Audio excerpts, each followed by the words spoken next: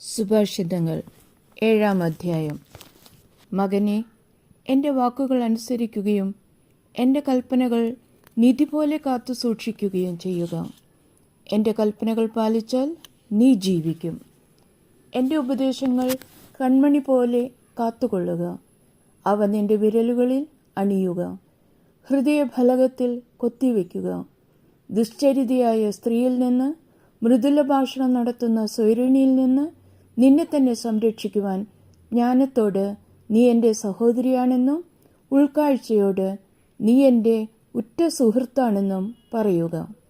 ഞാൻ വീടിൻ്റെ ജനാലയ്ക്കിൽ നിന്ന് വിരിക്കിടയിലൂടെ വെളിയിലേക്ക് നോക്കി. ശുദ്ധഗതിക്കാരായ യുവാക്കളുടെ കൂട്ടത്തിൽ ബുദ്ധിശൂന്യനായ ഒരുവനെ ഞാൻ കണ്ടു. ഞാൻ വഴിക്കോണിൽ അന്ത്യമിനുക്കത്തിൽ രാത്രിയുടെയും ഇരുളിൻ്റെയും മറവിൽ അവളുടെ വീട്ടിലേക്കുള്ള വഴിയിലൂടെ നീങ്ങിക്കൊണ്ടിരുന്നു. അപ്പോൾ കുടിലഹൃദയായ അവൾ വേശ്യയെപ്പോലെ ഉടുത്തൊരുങ്ങി അവനെതിരെ വന്നു. അവൾ ഉച്ചത്തിൽ സംസാരിക്കുന്നവളും തന്നിഷ്ടക്കാരിയുമാണ്. അവൾ വീട്ടിൽ ഉറച്ചിരിക്കാറില്ല. തെരുവിലും ചന്തയിലും ഓരോ മൂലയിലും മാറി മാറി അവൾ കാത്തിരിക്കുന്നു. അവൾ അവനെ പിടികൂടി ചുംബിക്കുന്നു. നിർലജ്ജമായ മുഖഭാവത്തോടെ അവൾ അവനോട് പറയുന്നു, എനിക്ക് ബലികൾ സമർപ്പിക്കാനുണ്ടായിരുന്നു. ഇന്ന് ഞാൻ എൻ്റെ വ്രതങ്ങൾ പൂർത്തിയാക്കിയിരിക്കുന്നു.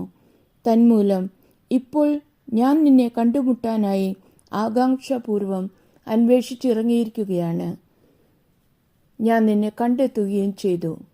ഞാൻ എൻ്റെ തൽപ്പം വിരികൾ കൊണ്ടും ഈജിപ്തിലെ വർണ്ണപ്പകിട്ടാർന്ന പട്ടുകൊണ്ടും അലങ്കരിച്ചിരിക്കുന്നു.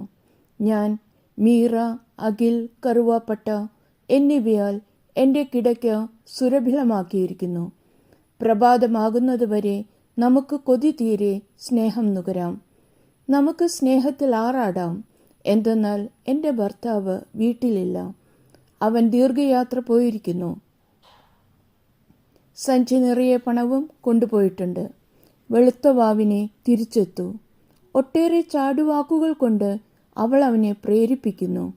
മധുരമൊഴിയാൽ അവൾ അവനെ നിർബന്ധിക്കുന്നു. കശാപ്പുശാലയിലേക്ക് കാള പോകുന്നതുപോലെ ഉടലിനുള്ളിൽ അമ്പു തളഞ്ഞ് കയറത്തക്ക വിധം കലമാൻ കുരുക്കിൽപ്പെടുന്നതുപോലെ പക്ഷി കെണിയിലേക്ക് പറന്നു ചെല്ലുന്നതുപോലെ പെട്ടെന്ന് അവൻ അവളെ അനുഗമിക്കുന്നു. അവനാണ് തനിക്ക് നഷ്ടപ്പെടാൻ പോകുന്നതെന്ന് അവൻ അറിയുന്നതേയില്ല. ആകയാൽ മക്കളെ, ഞാൻ പറയുന്നത് ശ്രദ്ധിച്ചു കേൾക്കുവിൻ.